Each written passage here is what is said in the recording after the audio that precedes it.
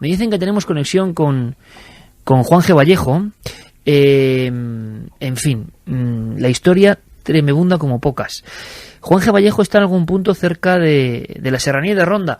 1:57 ahora mismo. Juan G., buenas noches. Hola, buenas noches, Iker, ¿cómo estás? Pues nos llega el sonido muy bien, cosa que me alegra, porque estás... defínemelo con 3 pinceladas, por favor, y a la vuelta analizamos todo. Una casa, nos llaman por algo, ¿no? Sí, pues es una casa en la localidad de Arriate, muy cercana a Ronda, en la que desde hace unos 10 años que la casa se reconstruye, pues empiezan a suceder todo tipo de fenómenos anómalos.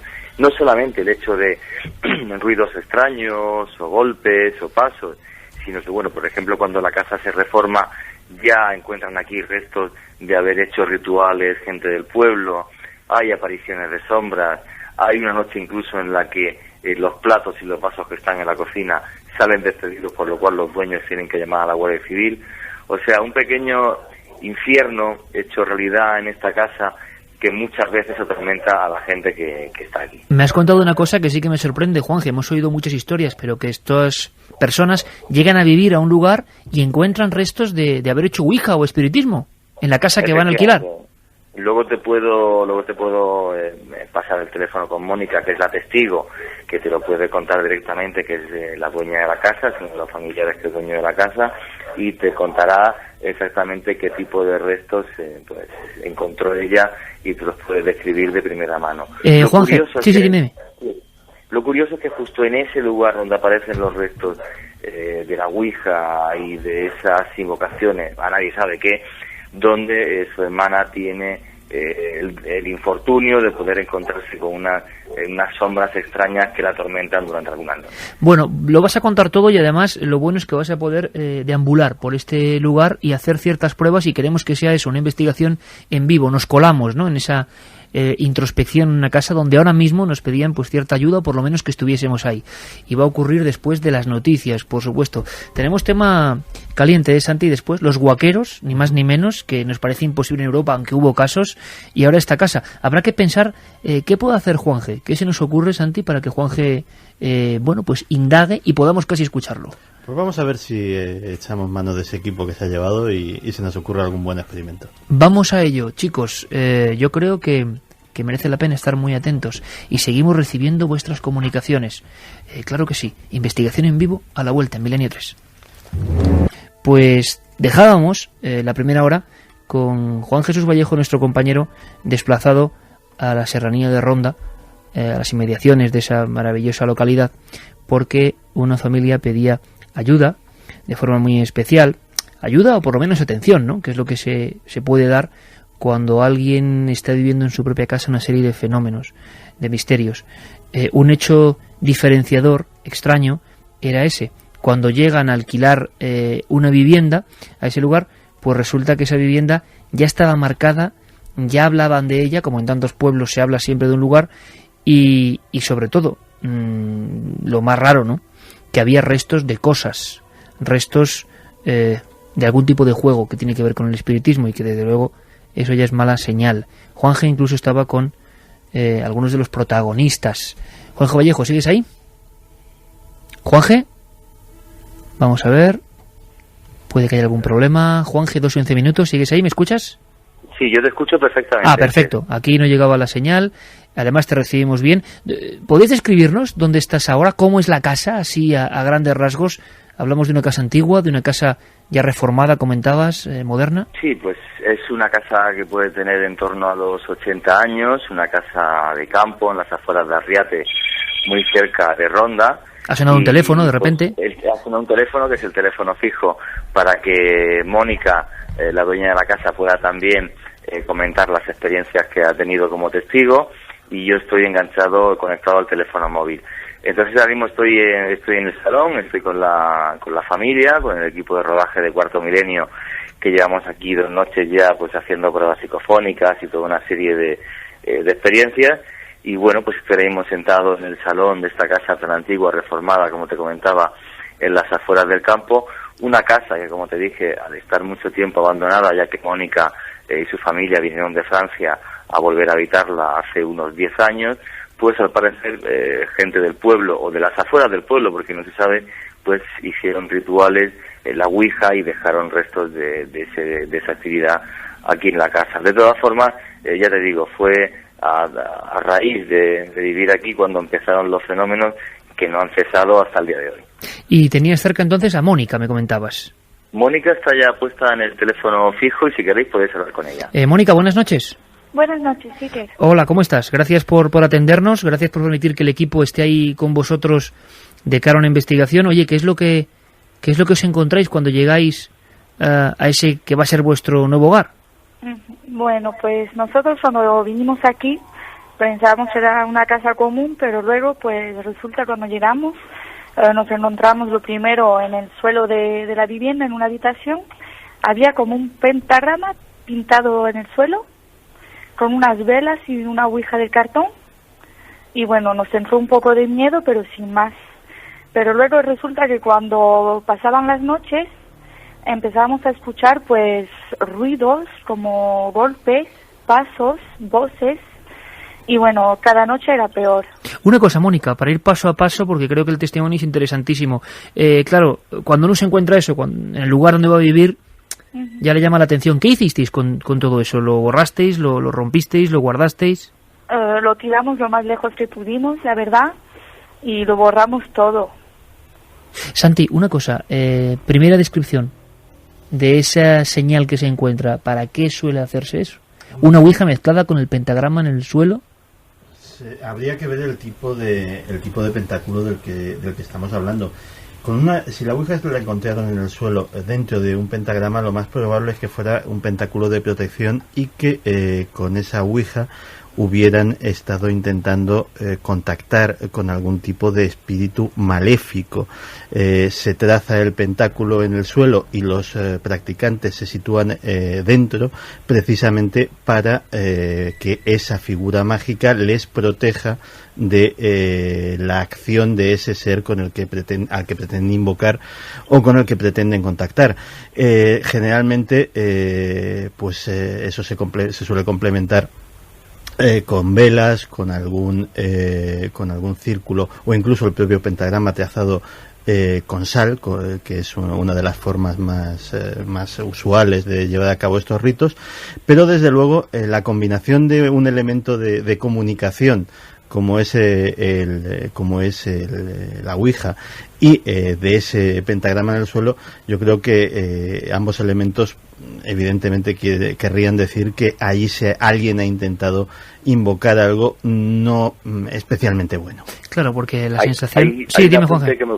Sí, hay un apunte y que Mónica creo que lo puede corroborar y pregúntale a tal efecto. Creo que ella sí vio efectivamente un círculo alrededor del pentagrama y unas velas. Preguntarle a ella, que está en el teléfono, pero yo recordaría que en la entrevista que le hice me comentó eso. Y esto, Mónica, lo que dice Juan Jesús Vallejo, esas velas y ese círculo, ¿y era en el salón principal de la casa? Sí, bueno, en una habitación bastante grande, pues así fue tal y como lo dice Juanjo, fue impactante además, porque recuerdo que era bastante grande, el tamaño cogía toda la habitación y bueno, era impactante. Toda la habitación. Fíjate qué curioso el hecho de que uno puede pensar al ver esos elementos rápidamente en una secta, en algún grupo de adoradores de lo que sea, pero no como comentaba Santiago Camacho, que por eso está aquí, en ese concepto de protección, de hacer algún tipo de invocación y sentirse protegido en el mundo de la alta magia. La primera noche, ¿cómo es, Mónica? ¿Ya os sentís extraños, quizá por la sugestión de haber visto eso, o ya escucháis o notáis algo concreto esa primera noche? Bueno, pues la primera noche, es una casa de campo, siempre hay ruidos, entonces no prestamos mucha atención. Pero luego relacionamos lo que hemos encontrado pintado en el suelo de la habitación con lo que empezamos a escuchar y ya vemos que son fenómenos totalmente extraños, porque no tiene nada que ver ni con el viento ni nada. Son pasos como si había más gente conviviendo con nosotros y bueno, ya empieza incluso a asustarnos. ¿Hacía algún trayecto esos pasos? Es decir, ¿partían de algún punto y morían en algún punto? ¿Eran en alguna habitación concreta? Pues digamos que encima de nuestras habitaciones hay un desván que da encima de todas las habitaciones. Entonces, claro, Empiezan los pasos desde la puerta del desván hasta lo más profundo del desván. Es como si había gente viviendo ahí, se escuchaban golpes, pasos, susurros, era impresionante. Mónica, ¿es una casa aislada del resto de casas o está pegada a otros bloques? No, bueno, hay algunas casas más para abajo, pero está bastante aislada del pueblo, está bastante más en altura. ¿Los vecinos qué decían?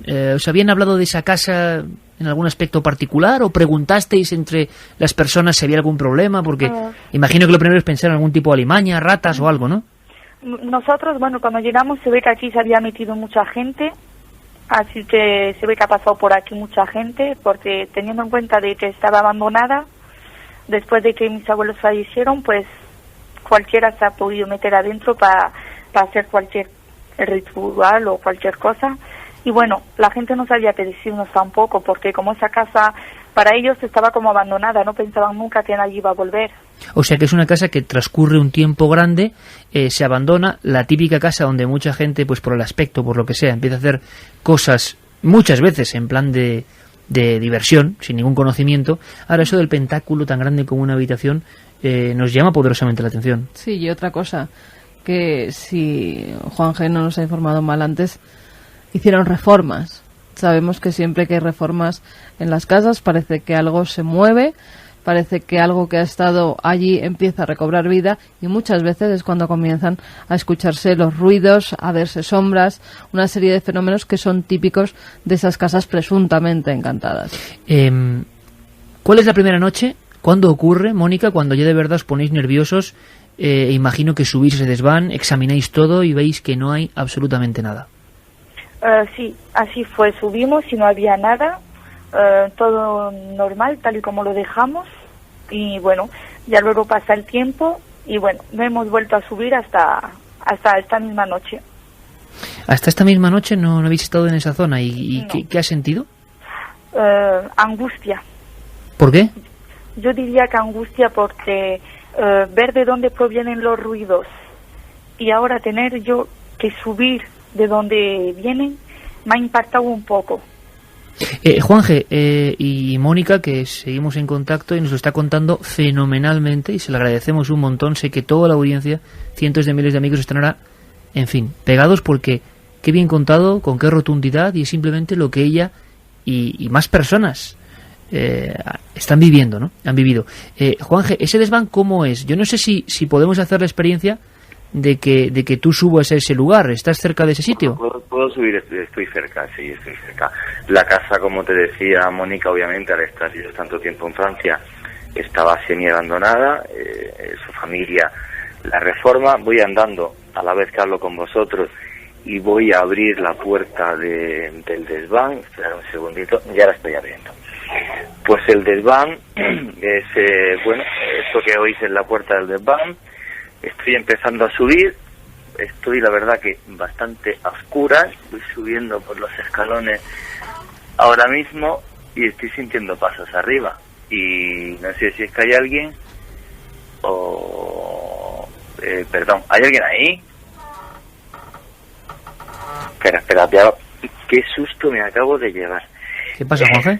Era Zeus que estaba detrás, que se estaba moviendo, yo estaba en total oscuridad y he escuchado unos pasos y te aseguro que me llevó un susto de muerte. Zeus es otra persona de la familia. Era una persona de carne y hueso, sí, que al escucharos por la radio ha venido a intentar darle una luz al desván, pero te aseguro que me llevó un susto de muerte. Madre mía, no, y nosotros nos hemos quedado, vamos, esto... Claro, yo me he parado porque estaba en plena oscuridad y siento unos pasos y digo, madre mía, hemos intentado, bueno, ya estoy en el desván, os lo puedo describir perfectamente. Cuenta. Como te comentaba, la parte de arriba de una casa de campo, con lo cual el techo es de madera, con vigas de madera que ya han sido reformadas y restauradas, con unas columnas en medio de ladrillo. Todo está restaurado, el suelo es de terraza y bueno, pues sirve de almacén para las cosas de casa. Pero como decía Mónica, desde hace un tiempo prácticamente no suben, jamás suben de noche, hasta que hoy y ayer por la noche estuvimos haciendo aquí experiencias para poder obtener psicofonías y sí es cierto que el nerviosismo de Mónica pues era palpable, porque no se obtuvieron psicofonías claras. Hay un susurro que sí que me gustaría llevar al ordenador para ver si dice algo en concreto, pero sí se escucharon un par de pasos que la máquina captó, que el minidisc captó y que nosotros no. Eso es lo más curioso. Sobre el desván, voy andando ahora mismo por él y, hombre, tiene un aspecto un poco, no sé por qué, desapacible, porque, como te digo, está ordenado, está reformado, los ladrillos están todo bien puesto, ordenado, las columnas, pero sí tiene una sensación, no sé por qué, pues un poco desapacible. Otra de las cosas que estoy investigando y que he intentado repetir también esta noche a través de la investigación es que la hermana de Mónica tenía un bebé.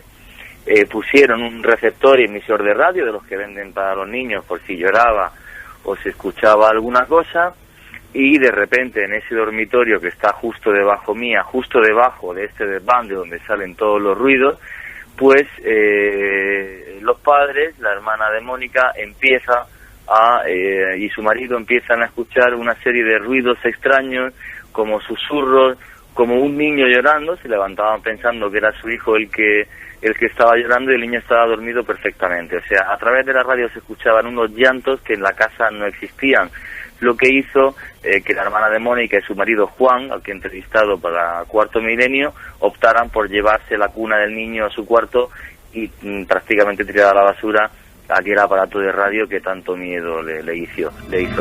Es una forma de obtener psicofonías o de transcomunicación que les salió de forma natural sin ellos saberlo, y que realmente les impactó hasta tal punto que, bueno, que cambiaron la distribución y se llevaron al niño justo hasta su lado.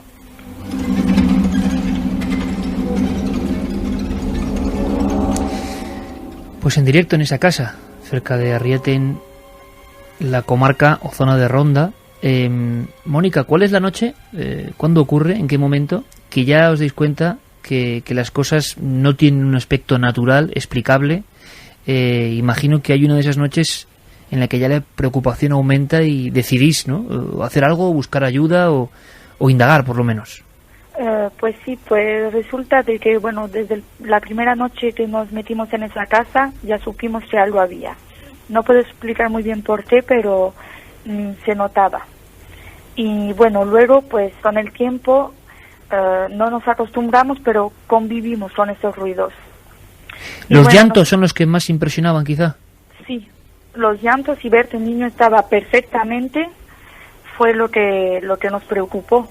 Y ya hemos llegado a tener miedo no por nosotros, sino por ese mismo niño. O sea, que era en la habitación del niño y se oía un llanto absolutamente nítido, un llanto que no puede ser, porque a veces lo sabemos en el campo, el lamento de un gato. No, era un llanto que estabais seguros que procedía de dentro de la habitación, y lo estáis escuchando a través del transmisor, del sí, totalmente. Micrófono.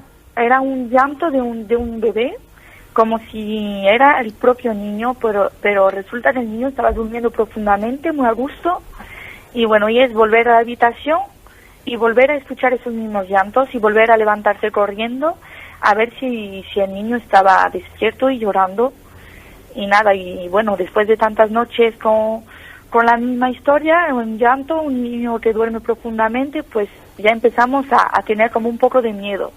Mónica, además vosotros tenéis animales de compañía y estos reaccionaban de una forma un tanto curiosa, sobre todo además en el desván donde hace un momento estaba nuestro compañero. Pues sí, la verdad, en casa, bueno, fuera tengo unos perros que, bueno, que han sido de toda la vida de casa, pero desde que me los traje de Francia la casa no la quieren pisar, no entiendo por qué, se ponen nerviosos. Y aparte, pues en casa tenemos una gata que, bueno, que ella nos sigue a todas partes, pero resulta de que ayer se quedó en el desván encerrada por error y la encontré totalmente asustada, totalmente atemorizada y, bueno, llorando, maullando como, no sé, como si la estuvieran matando. Realmente estaba arrinconada, la encontré. Juanje, tú has vigilado imagino que has vigilado, filmado y seguido muy de cerca la actuación de los animales, ¿no? ¿Qué has visto? Sí, lo que he hecho es hoy subir la gata al desván y es una gata que la ves en el salón o en otra parte de la casa y la gata se comporta de una forma muy normal porque es muy dócil, la cogieron desde muy bebé y en cambio en cuanto la sueltas en el salón o coge dirección a bajarse de la casa o directamente se esconde detrás de cualquier bulto que hay ahí. Eso me llamó la atención. Luego el perro quiere decir que es un Rottweiler que puede pesar 40 kilos y que no es un animal precisamente asustadizo ni mucho menos, perfectamente adiestrado, y el animal no quiere entrar en casa. Entonces, no quiere entrar. Un animal, no, con esa fortaleza, que ya te digo, no estamos hablando de un perrito de 5 kilos, con esa fortaleza no quiere entrar en casa, pues sinceramente te impacta bastante, más como decía Mónica, cuando es un animal que en Francia tenía un comportamiento normal y vivía entre la casa y el jardín de la misma. Aquí en cambio en absoluto. De todas formas, sí hay una cosa además que me gustaría comentar, que es la que más me impactó, porque en España cuando uno investiga fenómenos poltergeist pocas veces sucede, y es que en esta casa sucedió un hecho que también pienso que en Mónica y en su familia marcó un antes y un después, y es que una noche tuvo incluso que venir aquí la Guardia Civil. Quizás la mejor para contarlo es Mónica, porque ella sí vivió aquella noche y lo que sucedió. Antes de que nos lo cuente Mónica, vamos a hacer una cosa, Juanje.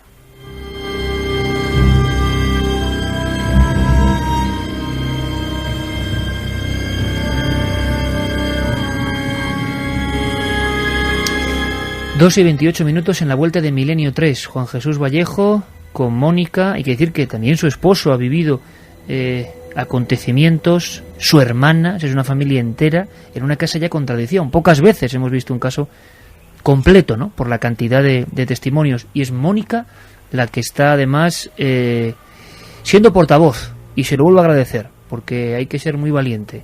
Gracias a vosotros. No, y con mucha rotundidad, ¿no? Lo estás contando con un tremendo aplomo. Y yo sé además, Mónica, que es muy importante para las muchas personas que la escuchan, que viven situaciones similares y que desgraciadamente no son tan valientes, hay que comprenderlo, y no se atreven a contarlo. Yo no sé, los amigos en cadenaser.com, en la página web, o en 7640, palabra clave de Milenio, se están expresando, imagino que están todos escuchando con impresión, ¿no? Sí, además se están haciendo muchas preguntas. Por ejemplo, si Mónica o alguien de su familia ha llevado a algún sacerdote para que bendiga la casa, para que eche agua bendita por las estancias, que dicen que así algunos fenómenos se apaciguan. Mónica, ¿habéis intentado acudir a alguna persona, que esto tiene sus peligros también, ¿no?, para que haga algo? Pues la verdad yo diría, para contestar sinceramente, que nada de eso funciona. ¿Lo habéis probado? Sí, hemos probado agua bendita, sal, muchos remedios, como quien dice, y nada de eso ha funcionado, ni siquiera se ha calmado la cosa. Ni siquiera se ha calmado la cosa. ¿Y ocurría algo cuando habéis hecho eso de echar agua bendita u otras cosas? ¿Los fenómenos no decrecían, sino que pasaba alguna otra cosa o no? Bueno, al principio digo, bueno, a ver si funciona, que no perdemos nada por probar, pero que va. Serían los fenómenos, y yo creo que con los años ha cogido más fuerza todavía. Nos dicen también que cuando Juanje hablaba, caminando por el desván, se ha escuchado una especie de chirrido. Ese chirrido era la puerta que él entraba. También nos dicen si ellos han hecho la ouija en algún momento allí, o solo se la encontraron, solo se encontraron ese pentagrama en el suelo de otra gente que no fuera suya. Mónica, pregunta a la gente si en alguna ocasión habéis hecho algún tipo de espiritismo o algo para saber. No, nosotros nunca. Nosotros todo eso es un tema que respetamos mucho, que no tocamos, y nosotros nunca nos hemos atrevido a jugar con esto. Justamente después de encontrarnos esto, más razones por no hacerlo. Pues yo creo que, Santi, que es la respuesta ideal, ¿no? Es decir, porque puede haber una tentación, y más muchos expertos, entre comillas, que vayan a esa casa diciendo, bueno, tranquilos, que me estoy imaginando, ¿no? La típica escena de que es que en todos los lugares puede haber alguno que vaya de sabio, no, es que se cerró mal la comunicación, están haciendo espiritismo y hay que cerrarla, y eso podría ser algo realmente peligroso, Santi. Sí, pues, sí, hemos preferido dejarlo así. Pues sí, la verdad es que ya habéis hecho muy bien, porque hay dos factores. Uno, el factor objetivo de lo que pueda o no pueda estar pasando ahí, que cuando hablamos de cosas de las que poco o nada conocemos, pues mejor no andar testeando. Y otro muy importante también, que es vuestro factor psicológico, y es que lógicamente debéis y hacéis bien en hacerlo, mantener una actitud de la mayor normalidad posible, es decir, tampoco alimentar vuestra propia sugestión dándole más alas al fenómeno, ¿no? Mónica, el perro, ese Rottweiler, que imagino que tiene que entrar forzado a la casa, ¿se niega en Redondo? ¿Desde el primer día se negó a entrar en la casa? Sí, bueno, el primer día entró, a los 5 minutos se fue a la calle y no quiso volver a entrar. Incluso le dejé la comida en casa, como la tenía tal y donde vivíamos antes, y bueno, es capaz de no comer, de no entrar a comer con tal de no entrar en la casa. Estoy seguro que mucha gente la está sintiendo porque saben que sus perros, sus mascotas, de repente tienen esas ocurrencias como quedarse fijos en un lugar. La lógica nos dice que es que oyen cosas naturales que nosotros no llegamos a oír, pero lo hace ese perro cuando está, el poco tiempo que está dentro de la casa, ¿se queda fijo en algún punto o hace alguna cosa que os extraña, Mónica? Pues sí, curiosamente el salón tiene una escalera que sube y el perro se pone desde el primer escalón de abajo mirando para arriba y ladrando, pero ladrando a nada, por lo menos nada que nosotros podamos ver. Y eso nos llama enormemente la atención porque es que no vemos ni a nadie ni nada y el perro mira fijamente para arriba y ladrando, pero ladrando como diciendo, hay algo ahí. Una cosa, Mónica, parece que es tu hermana, nos adelantaba la información Juan G. Vallejo por línea interna, la que tiene un encuentro pues más claro que los demás, la que llega a ver algo por accidente, ¿no? Sí, bueno, mi hermana no sé cómo puede ser, pero digamos que es como que si lo sintiera más, porque cuando yo, por ejemplo, tengo un poco de miedo, ella está totalmente asustada. Y bueno, eso nos llama un poco la atención porque, bueno, veía como sombras y escuchaba más ruido. Y bueno, ella nunca comentaba nada porque ella de este tema prefiere no hablar, pero sí, ella ve sombras, cosas extrañas que no había visto nunca antes de entrar en esa casa. Y en alguna ocasión creo que llega a ver algo muy claro, una persona con barba, nos comentabais, o alguien que casi puede identificar, ¿es posible? Sí, así fue.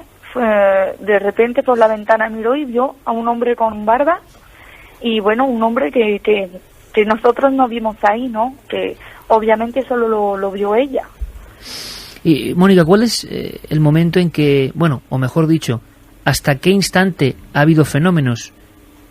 ¿Cuándo ha sido la última ocasión que habéis observado o sentido algo? Esta misma noche. Esta misma noche hemos sentido golpes, hemos sentido pasos. ¿Esta noche? Sí. ¿Y qué ocurría? ¿Los mismos pasos de siempre? ¿Golpes? Sí, golpes y pasos que se oyen y que son ruidos que, bueno, nosotros, por decirlo así, nos hemos un poco acostumbrado, hemos intentado darle menos importancia para poder tener una vida normal, pero se oyen pasos como si hubiese alguien arriba caminando y se oyen golpes secos. Juan G., ¿has asistido a esos golpes? ¿Has podido escuchar algo? Yo he estado de un lado para otro y no, curiosamente, Luis Iborra, el ayudante de cámara, que es una de las personas más escépticas con la que está en medida, me ha comentado que él también ha oído los golpes. Luis Iborra. ¿Y está por ahí? ¿Está por ahí, Luis? Iborra pues está en el salón, si queréis puedo coger y bajar. Sí, me gustaría que me lo contase. Con él porque me dice, Juanca, ¿has oído los golpes? Digo, Luis, yo no, estaba pendiente de hacer psicofonías y tal, y Luis Iborra me dice que sí ha comentado unos golpes. ¿Dónde está Luis? Que está por aquí. Espera un segundito que te pase a Luis. Luis, que es un miembro del equipo de Cuarto Milenio, uno de nuestros equipos de cámara. Luis Iborra, te paso Luis Iborra. Luis, buenas noches, amigo. Hola, buenas noches, sí que es. ¿Cómo estás? Perdona por el atraco, pero Juan G. nos ha dejado sorprendidos. Estamos muy impresionados con todos los testimonios, la fuerza de cómo lo cuenta Mónica. Y Juan G. nos decía que él no había escuchado estas cosas. Mónica nos decía que esta noche había escuchado golpes. Y tú, que eres de talante científico, escéptico, digamos, que también habéis escuchado algo. Cuéntanoslo. No sé, vamos, básicamente, bueno, en la cena incluso, que hemos estado aquí cenando con toda la familia, vamos, yo sí que he oído cosas, he oído movimientos arriba y estábamos todos aquí abajo. No sé decirte qué era ni cómo, pero vamos, sí que he oído cosas, he oído movimientos. Defíneme movimientos, Luis, ¿qué tipo de movimientos? O sea, que ¿era algo lo suficientemente claro que te llamaba la atención? Sí, o sea, incluso algún movimiento de muebles o algún paso. Y no sé, yo la verdad es que soy bastante escéptico con estas cosas, pero algo he oído, no sé decirte muy bien. Y parecido a que, Luis, más que, porque todos podemos pensar en lo de siempre, ¿no? Una rata, un no sé qué. El crujir de la madera, cuando está cambiando el tiempo. Madera no hay, porque es una casa de cemento y no sé, lo más parecido a tener arriba vecinos, pero es una casa que no tiene vecinos alrededor. O sea que es sí, Luis, es exactamente lo que dicen la pareja que vive allí, ¿no? Que escuchaban como si en ese desván donde no hay nadie hubiese gente viviendo. Sí, exactamente, vamos, yo lo que he sentido es eso, es como si hubiera gente. Luis, compañero, gracias, Nada, hombre. Un abrazo. Hello. En fin, pues ese es uno de los miembros del equipo de Cuarto Milenio, de esta gran nave del misterio, que ya veis, ¿no? Está donde ocurren las cosas. Desde el primer programa, intentando saber, bueno, pues qué pasa. A mí me sorprende la fortuna de este gran equipo que comparte la mayoría tareas radiofónicas y televisivas. Algún día contaremos secretos. Es que somos, como dice Santi, cada uno de su padre y de su madre, cada uno con una posición sobre estos temas diferente, ¿verdad? Sería absurdo tener un programa donde todo el mundo crea lo mismo. Es que hay gente que cree, que no cree, todos con la absoluta objetividad cuando están en un sitio. Por eso me sorprende que sea precisamente Luis el que afirme esto, ¿no? Juanje, ¿estás por ahí? Sí, estoy aquí. Además, oye, me ha sorprendido, me ha sorprendido mucho. No solo eso, sino que si estábamos en la cena, como te comentaba Luis, y yo, pues hablando, que sabéis que tengo ese defectillo que hablo demasiado cuando estoy cenando, pues yo no he oído los ruidos, y de repente Luis ha comentado, ¿habéis escuchado los ruidos? Que también ha escuchado a Mónica y tal. Digo, chicos, lo siento, yo no he oído nada. ¿Se oye el perro ladrando de fondo? ¿Qué? ¿Se oye el perro ladrando de fondo? Sí, el perro está ladrando. A ver. El perro está ahora mismo fuera ladrando, sí. Si me acerco a la ventana se escuchará más. Él está fuera. No, ese no es el Rottweiler, no. El ladrido del Rottweiler te aseguro que no es ese. Es mucho más grave que ese. Ese es otro perro que habrá por ahí fuera. No, el Rottweiler cuando ladra es un ladrido mucho más profundo. Juanje, las pruebas que habéis hecho de momento, porque hay que decir una cosa, que también la pareja, el esposo de Mónica, ha vivido, prefiere no comentarlo, pero ha vivido también exactamente igual estos acontecimientos, ¿no? Sí, que de eso puedo pasar con Zeus, que además es militar y una persona de toda confianza, y que os comente también lo que él ha vivido. Además, lo que comentaba antes, y él presenció una noche en la que tuvieron que llamar incluso a la Guardia Civil. Pues me gustaría mucho conocerle. ¿Me lo pasas, Juanje? Pues te paso ahora mismo a Zeus y que te cuente su experiencia. Te paso ahora mismo a Zeus. Espera un segundito, te paso a Zeus, ya estás con él. Zeus, buenas noches. Buenas noches, Iker. Primero, muchas gracias porque has sido la persona clave, ¿no? Que ha hecho que conozcamos esta historia. Nos estamos quedando muy impresionados con mucha gente, imagino, que sintoniza la SER en cualquier punto de España y del mundo por repito, ¿no? Por la enjundia de lo que estamos escuchando. Una cosa, gente absolutamente normal, gente que no tenéis nada que ver con el espiritismo ni con creencias extrañas y que os encontráis con eso, ¿no? ¿Cuál es el día? Les lo comentaba a tu esposa. ¿Cuál es el día en que tú te das cuenta que eso realmente tiene poco de explicable? Pues bueno, es que esto viene de un tiempo atrás, ¿no? Y bueno, yo recuerdo que hace pues relativamente poco estábamos aquí una noche, ¿no? Y estábamos todos ya durmiendo y de repente pues oímos como el ruido de los vasos, platos y demás se caían al suelo, ¿no? Vasos y platos de cristal. Sí, vamos, estaba la vajilla y los vasos pues hecho añicos en el suelo. Y claro, bajamos, ¿no? Porque pensamos que hubiera podido ser alguien que hubiera entrado a casa por la ventana y tal. Y no había nadie, salimos afuera tal, y tampoco había absolutamente nadie. Y ese día ya, claro, cogisteis un respeto. Oye, lo de los animales, imagino a ti con un Rottweiler poderoso ahí fuera, ese miedo de los animales y sobre todo de ese perro fiero, y acostumbrado a defender, ¿no? Te llamaría también mucho la atención. Pues sí, porque es un perro bastante grande, ¿no? Entonces un perro que así de ese tamaño y de esa raza, que tenga ese miedo a entrar y tal, pues impresiona bastante. Y luego aparte del perro, pues tengo mi gato también, que pues de vez en cuando, ¿no? Le da por en mitad de la noche empezar a ponerse nervioso, ¿no? Se le eriza el pelo y empieza a dar vueltas por todos lados y tal. Y bueno, eso impresiona bastante, porque yo, según mi opinión, es que está sintiendo algo que yo que no le doy explicación, vamos. ¿Y cómo es eso de que un día tenéis que incluso llamar a la Guardia Civil? Sí, pues la noche aquella en la cual se cayó la vajilla y los platos y tal, pues llamamos a la Guardia Civil, porque a nosotros nos resultó que había entrado alguien a casa, porque es que no era normal, pero claro, no, la Guardia Civil vino, estuvo por la zona, estuvo mirando lo que es el campo alrededor de la casa y tal, y no había absolutamente nadie, ni restos de que hubiera entrado nadie, ni nada, vamos, no había nada. Caramba, Santi, yo creo que es un caso con tantos elementos que pocas veces hemos visto, no solo los testimonios, sino tan diferente cantidad de fenómenos, ¿no? Llantos del niño, el niño no llora y se coge por el interfono, pasos, cristales que se rompen, perros que no quieren estar ahí dentro, visiones, elementos de espiritismo, vamos a llamarlo así, popular, en el lugar antes de que ellos lleguen. No, la verdad es que es...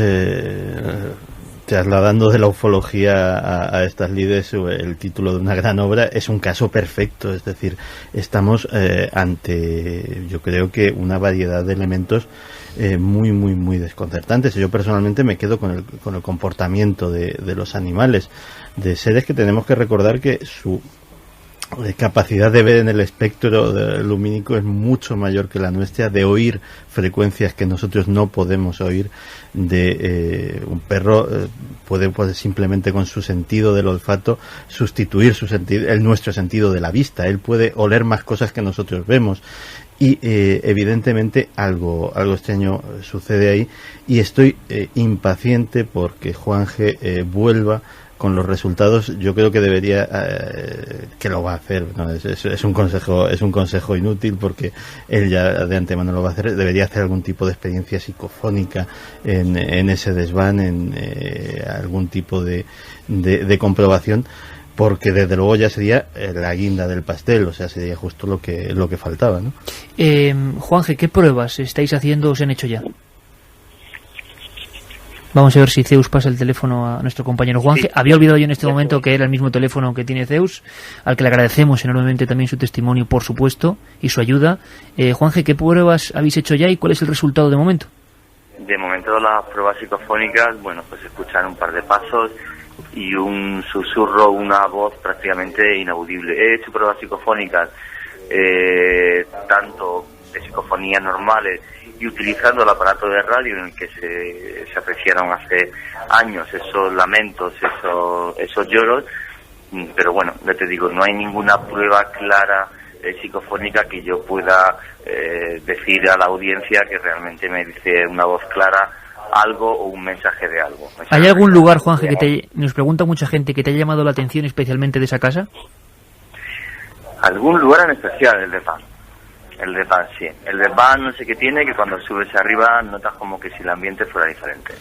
Sé que es algo completamente subjetivo, no tengo otra forma de explicarlo, pero sí, el desván no sé qué tiene, pero que tiene algo, no sé, lúgubre, desapacible, y vuelvo a decir que es una instancia completamente reformada y en orden, pero no sé por qué, pero sí que da esa sensación desapacible.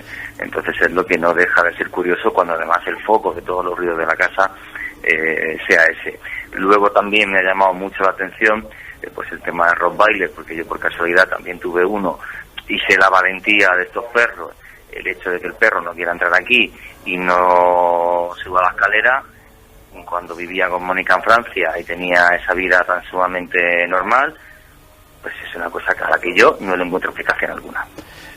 Juanje, hay en ese desván que tanto te llama la atención, aparte de esa sensación subjetiva que es muy valiosa, algún elemento objetivo desde el punto de vista de alguna mancha extraña de humedad, alguna variación de temperatura con el resto de la casa, o en ese sentido es completamente nada normal? Santi, yo no he sentido ahí, o sea, no hay una mancha de humedad ni un sitio que te pueda decir justo en este punto veo algo extraño o algo en el suelo o algo en el techo, nada, es el desván en sí entero.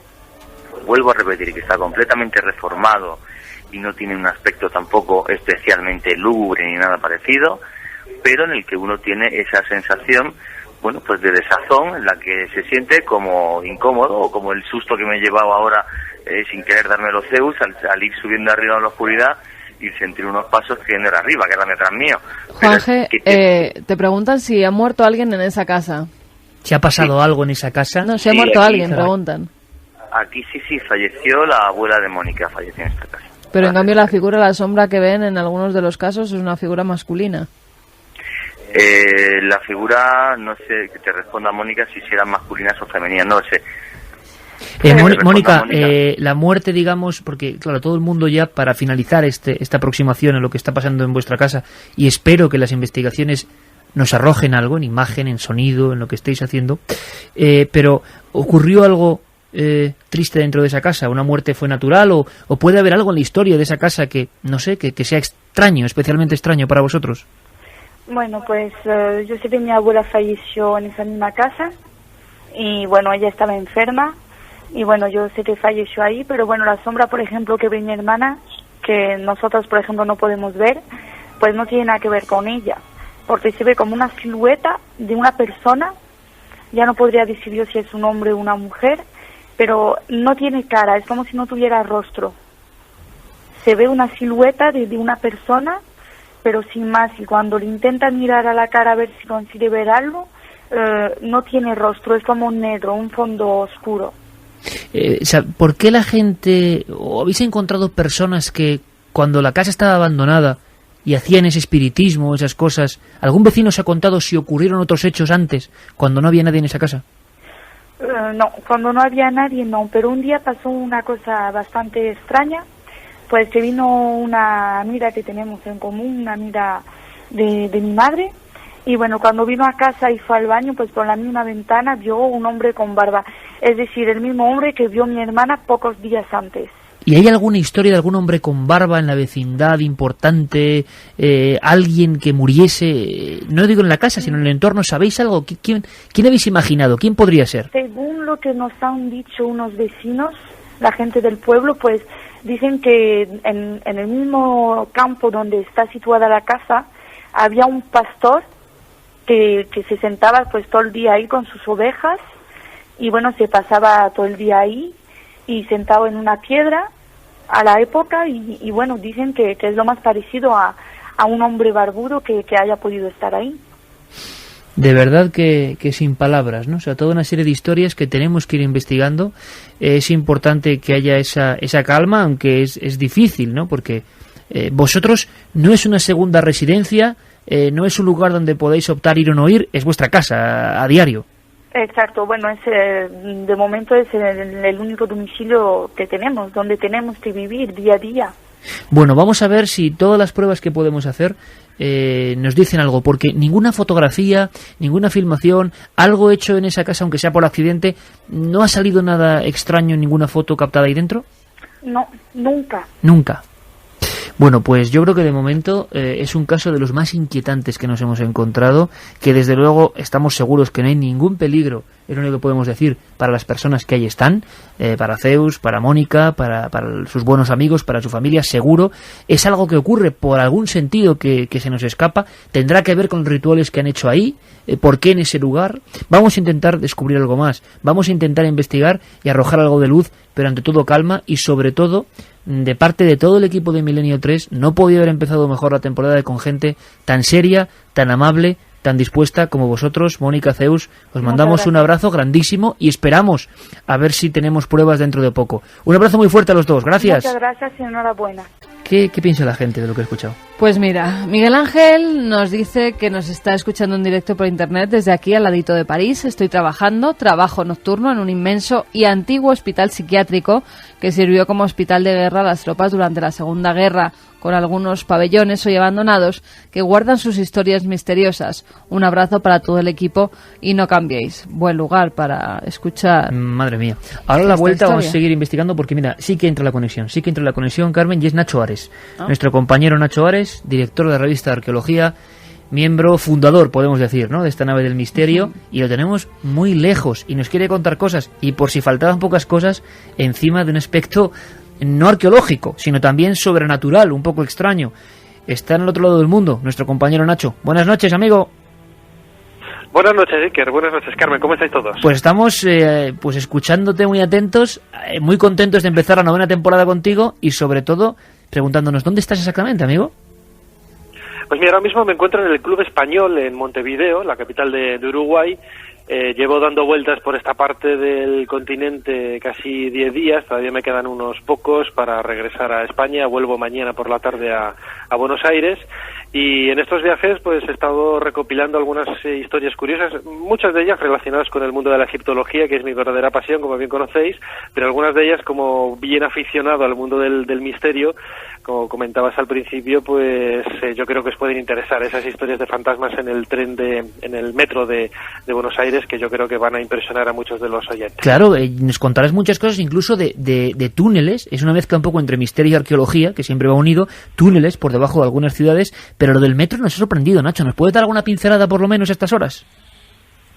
Hombre, hay una línea que está repleta, podríamos decir incluso de leyendas urbanas, ¿no? Porque todo este tipo de comentarios, este tipo de avistamientos comienzan con una aparición un tanto sospechosa o un tanto endeble desde el punto de vista del testigo, pero que luego va creciendo y se forman verdaderas historias realmente curiosas, ¿no? Quizás la línea de la que vamos a hablar luego con más detenimiento es la línea A del metro de Buenos Aires, en donde hay 4 estaciones, todas ellas seguidas, que cada una de ellas tiene su propia historia de fantasmas y de hechos realmente insólitos y tremebundos, me atrevería a decir, que bueno, que cautivan la imaginación de cualquiera que se acerca a montarse en sus vagones. Hay que pensar que gran parte de la red del metro de Buenos Aires ofrece un servicio bastante moderno, pero precisamente la línea A conserva unos coches de madera prácticamente muy avejentados, a mí me recordaba muchísimo a los coches que hay en los parques de atracciones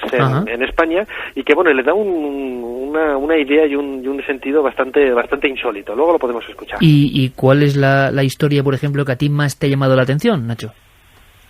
A mí lo que más me ha impactado es lo de los túneles, ¿no? Como bien comentabas, a mí realmente mi pasión es la arqueología, y yo conocí algunas historias de túneles subterráneos en ciudades sudamericanas como en Cuzco, y me he descubierto que en Buenos Aires también, ya desde la época colonial, desde el siglo XVII, hay algunas redes de túneles, la gran mayoría de ellas todavía sin explorar por las construcciones de viviendas modernas, que los cimientos han solapado y han tapado la continuidad de estos túneles, pero que encierran leyendas realmente curiosas, no solamente desde el punto de vista histórico, sino también de leyendas e historias no leyendas, verdaderas historias de piratas de los siglos XVIII y XIX, que es cuando se desarrolló gran parte de la red de túneles que cruza todo el subsuelo de la ciudad de Buenos Aires, la capital de Argentina. Desde luego que Nacho está llevándose en su mochila particular un montón de historias. Creo que hay un poquito de retorno, alguna sensación un poco extraña. Podías casi en titulares, aunque sea, Nacho, y ampliaremos en futuras semanas. Bueno, te veremos en Madrid en vivo el día 19, seguro, pero casi en titulares, como tú sabes. Oye, una historia de un fantasma de este metro, ¿cuál podría ser? Así para dejarnos con inquietud justo ahora que vamos a la siguiente hora. Pues mira, a mí la que más me impresionó es que en el año 1913,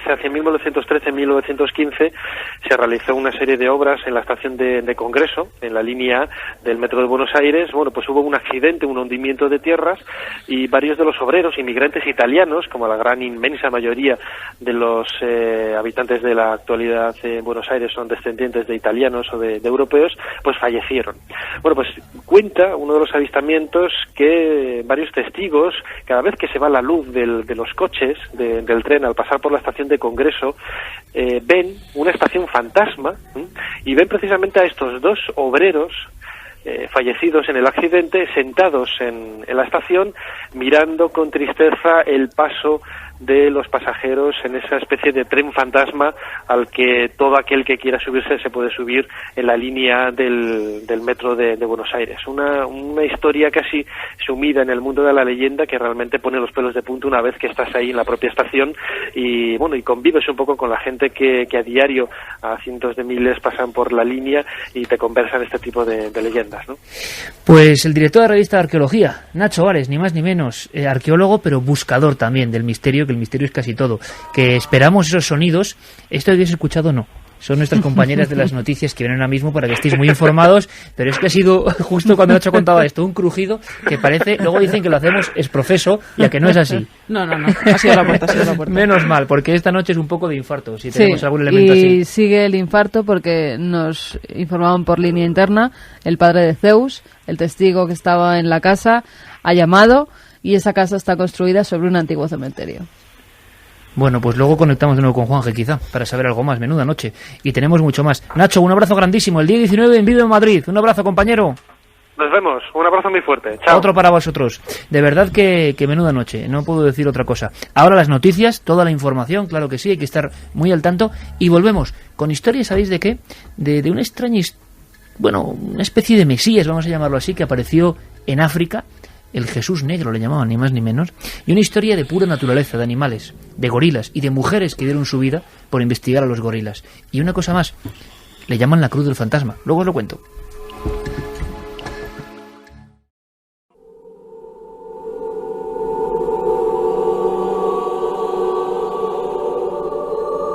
Tres y 8 minutos, en directo, la nave del misterio radiofónica, Milenio 3, inicio de la 9ª temporada, y desde luego, pues con todo lo que se le puede pedir, por lo menos a este lado de la barrera, no sé para vosotros amigos, a un programa de radio, un caso que va creciendo, y creciendo en la cantidad de detalles, de elementos. Santiago Camacho, que es un hombre sabio, y que nos conocemos hace muchos años, y hace poco calculaba, ¿no?, cómo este equipo, tanto en la radio y en la tele, el grupo, el nexo, llevamos como 15 años trabajando juntos prácticamente. Y eso hace que se valoren las palabras y se diga lo que se tiene que decir. Y decía Santi, es que me parece uno de los mejores casos de los últimos tiempos, por lo menos lo que estamos sondeando. Y habrá que hacer una investigación aún más especial de lo que pensábamos. Carmen acababa con un mensaje, ¿verdad? Sí, un mensaje que nuestro compañero Fermín y Carlos nos enviaban por vía interna porque al parecer Juanje había llamado, y es que el padre de Zeus se había puesto en contacto con ellos para informarles que la casa estaba construida sobre un cementerio. Y esto no lo esperábamos, y es en vivo, y a estas horas intempestivas ya, no sé cómo agradecérselo, esa persona que daba un dato que es importante para esta historia, Juan Carlos Martos, está al otro lado. Juan Carlos, buenas noches, amigo, y muchas gracias. Buenas noches. Un placer, ¿eh? Un placer, sí. Yo también quisiera mandaros un saludo a vosotros, a todo el equipo. Estamos impresionados porque están llegándonos con cuentagotas los datos, pero es lo que faltaba. Mónica y Zeus parece que no conocían ese detalle, y tú sí conoces un detalle sobre el pasado de esa casa. Bueno, yo realmente conozco muchos detalles que nunca le he contado a mis hijos, ¿eh? Nunca he querido contarle porque los chavales se asustaban, sabía que se iban a asustar, ¿no? Y porque yo ahí, cuando vivía en aquella casa, pues la verdad no sé, tendría 20 y tantos años, ¿no? Y bueno, si queréis os puedo comentar cómo empezó el tema en esa casa, ¿no? Cuéntanos. Bueno, pues mira, nosotros en esa casa con nuestro padre estuvimos haciendo unos cimientos, ¿no? Que no sé si ahora al lado de la casa hay una especie de casucha grande, alargada, al lado de la casa esta. Y empezamos a hacer los cimientos, ¿no? Estuvimos picando ahí los cimientos, la roca, lo que es en piedra. Y bueno, cuando empezamos a hacer los cimientos, yo recuerdo que las primeras noches yo tenía pesadillas, ¿no? Y bueno, yo digo, va a ser que acababa agotado o cansado o lo que fuera, ¿no? Y bueno, la verdad que nos pegamos unas buenas zurras ahí trabajando. Bueno, el tema era de que mi padre llevaba los trabajos porque entendía esto de la piedra, ha hecho varios pozos ahí en ese pueblecito, ¿no? De agua de 7-8 metros a mano y a cincel, ¿no? Bueno, y él nos enseñó a picar la piedra y a hacer los cimientos, y empezaron ahí las pesadillas. Yo estuve como 15 días con pesadillas, ¿no? Y bueno, ¿repetitivas? ¿O se reflejaba en los sueños la misma escena, no Juan sé, Carlos? tenía unas pesadillas como si estuviera cavando un agujero muy hondo, y dentro del agujero pues aparecían como, no sé cómo decirte, como una especie cajas o no sé, yo recuerdo que eran como unas cajas que yo intentaba abrirlas y no podía, ¿me entiendes? Y bueno, yo nunca lo contaba a nadie, ¿no? Ni a los chavales se los he contado, ¿no? Bueno, también tuvimos la desgracia de que haciendo la obra, pues a uno de los hermanos, pues 2 o 3 veces le reventé el dedo, ¿no? Pero bueno, eso me imagino que sería por el trabajo, ¿no? La verdad que siempre estaba jurando conmigo porque no acertaba yo, ¿no? Bueno, tuve unos 15 días, calculo yo, ¿no? Yo la verdad que yo me quería marchar de aquella casa porque yo cuando yo era un adolescente y bueno, quería conocer un poco el mundo, pero no estaba a gusto allí. Yo fui uno de los primeros que salieron de allí, ¿no? Entonces, el tema fue así. A raíz de aquello empezaron a empezar las pesadillas. Luego fui investigando sobre la casa, porque yo oía comentarios de la gente, ¿no? Oía que era un cementerio, que como estábamos ahí trabajando, y bueno, realmente sí, eso era un antiguo cementerio. La zona donde se levantó la casa había sido un cementerio de la localidad. Sí. Aparte un cementerio, mi padre allí encontraba monedas árabes y bueno, monedas muy antiguas, ¿no? Pero lo que más me llamaba la atención a mí es que mi padre había una cueva en medio de la finca que nunca dejaba que nos acercábamos allí. Yo la verdad que me acuerdo de eso porque yo he sido una persona pues que basta que te digan que no vayas, pues para que vayas, ¿me entiendes? Y claro, yo pues tenía mucha curiosidad por ello. Y yo alguna vez por la tarde pues bajaba para la finca, pero mi padre tenía la entrada lleno de leña. Y decía que era peligroso meterse allí en la cueva porque se podían caer piedras. Bueno, yo la verdad que me acercaba a la boca de la cueva, entre la leña, y veía aquello muy mal y salía corriendo, ¿me entiendes? No salía corriendo, pero no obstante, abajo de la casa, a un costado de la casa y otro abajo de la casa, hay 2 pozos de agua que están hechos sobre una especie de tumbas, ¿eh? O sea, tenemos ese elemento, tenemos aguas rodeando el entorno, que también dicen que es muy importante, aguas fluyendo por debajo de la casa. Sí, fíjate que cuando mi padre mandó construir el pozo, decía todo el mundo que no iba a sacar el agua, y sacó el agua. Un pozo tenéis ahí al lado. ¿Y el cementerio sería muy antiguo, Juan Carlos, por lo que sabéis? Sí, yo creo que según he oído yo, es que mi padre contaba algunas cosas, yo no recuerdo muy bien, porque yo en tema de memoria de esto, ¿me entiendes? No, pero mi padre contaba que era, porque nosotros pensábamos, digo, o sea, alguna vez igual vendemos esta finca, igual tenemos problemas por el tema ese, lo he pensado yo siempre, ¿no? Y yo nunca he contado nada porque los chavales, los míos, pues asustan bastante, ¿me entiendes? Pues hacemos una cosa, Juan Carlos, te lo agradecemos enormemente, y no solo eso, sino que abrimos una línea de investigación, vamos a estar en contacto contigo y vamos a ver qué podemos descubrir, qué podemos hacer y qué nueva perspectiva se abre con esto, que es una parte de la historia importantísima de esa casa. Vamos a ver si podemos descubrir algo. Te mandamos un abrazo grandísimo, Juan Carlos, y yo quiero que estemos en contacto porque quién sabe si la semana próxima o la siguiente ampliamos la información con mucha más calma. Te agradezco que a estas horas nos des estos datos, de verdad. Vale, venga, de acuerdo. Un abrazo fuerte, Juan Carlos. Un abrazo a vosotros. Gracias. Hasta luego.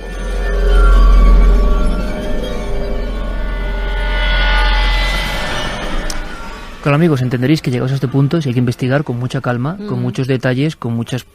y no podemos tampoco que este caso se escape. Además, Claro. Carlos, que poco a poco, como ocurre en otras ocasiones, irá recordando.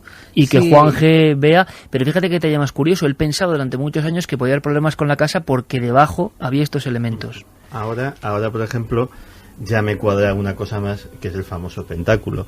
Si la casa o la zona tenía fama en el pueblo de conflictiva o de haber albergado un cementerio, pues lo que pasa tantas veces, chavales del instituto, etcétera, se cuelan en la casa para hacer el típico jueguecito del experimento que tan mal acaba muchas veces. Os propongo una cosa, y no lo solemos hacer nunca en Milenio 3, pero yo es que continuaría con la investigación. No sé si la semana próxima vamos a tener más noticias. Si las tenemos, las vamos a contar. En estos 7 días vamos a investigar. Y la semana que viene, aunque teníamos preparado otro tema, y estará ese tema también, si hay noticias, vamos a contarlo. Con Juanje aquí ya, con los elementos y con muchos más testigos que van a ir saliendo.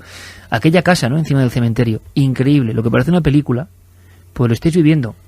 Tan sorprendidos, os aseguro, como nosotros. Pero es que sé que hay mucha gente que le da mucho miedo a estas cosas, mucho miedo. Y lo he dicho siempre, Milenio 3 no es un programa de miedo, es un programa que tiene que ofrecer muchas cosas. A veces pasa esto, hay mucha